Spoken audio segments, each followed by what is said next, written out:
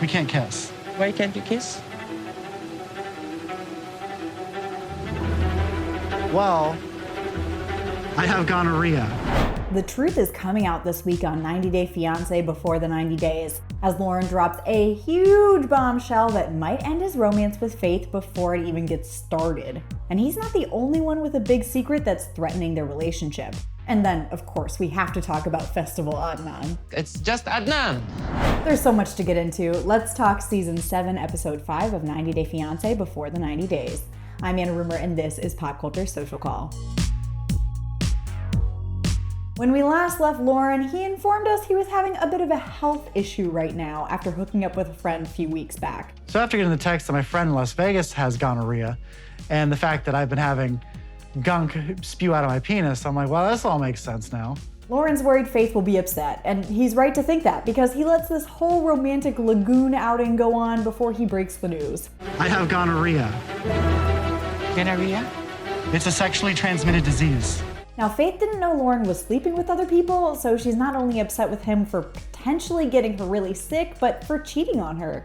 Loren, meanwhile, is like, I mean, you didn't ask if I was hooking up with other people. Gross. Faith thinks so too.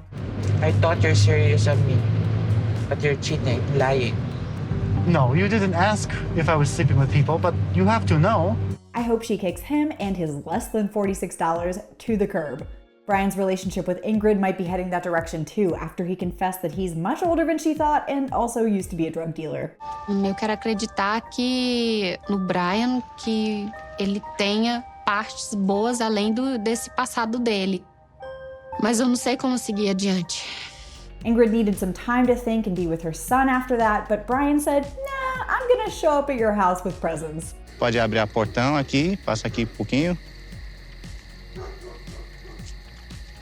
Você tá na frente de casa?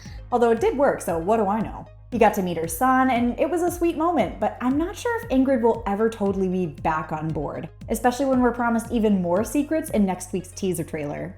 Não contei. A história é bom de... Veah's big secret that she's bringing her ex-boyfriend Rory with her to South Africa to meet her current boyfriend Sunny is also going to inevitably be exposed, but for some reason she's like shocked at the possibility of this when they land. There's like glass doors like right here, and I'm just thinking like Sunny could like walk up to them and easily see Rory. It'd be a complete show. Everything could go south. Our relationship could be over before it even begins. Like, what did you think was gonna happen, girl? This is the plan. On the slightly more positive side, Chidi and Rayne have made up after his celibacy reveal, with Rayne apologizing for freaking out and clarifying she just wants more affection even if they're not sleeping together. Chidi seems happy with that, but he seems to be getting kind of weirded out by the stuff Rayne keeps saying about him being blind. Do you believe that you became blind spiritually? What? Like the whole thing is spiritually connected? Because if you could see, I wouldn't be here. Sometimes it seems like he lives in alternate reality. And conversations like this gives me a great deal of worry on how such a person could, guide me through the future and through life.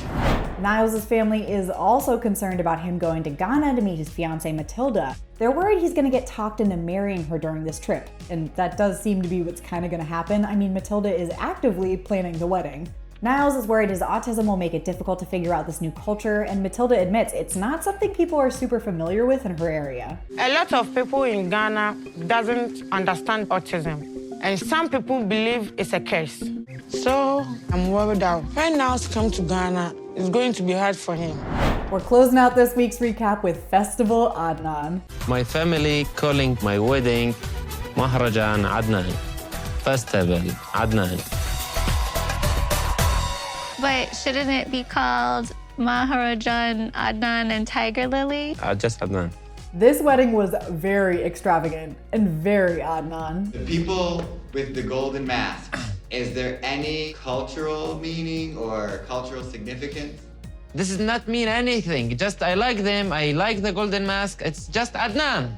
Even Tigerlily's friends who kind of hate Adnan were into it. Sure, there was a little drama over Adnan being able to be shirtless around a random woman, while Tigerlily can't even be shirted around a random man, but I don't know, she's pretty ride or die. If I I found out that Adnan was like a serial killer or something, as long as he didn't want to like turn me into a skin suit, then that would be okay. Congratulations, you two crazy kids. What'd you think about this week's episode, everyone's big reveals? Let me know in the comments, like and subscribe while you're there, and head over to popculture.com for the latest in entertainment news. Until next time, I'm Anna Rumor, and this is Pop Culture Social Call.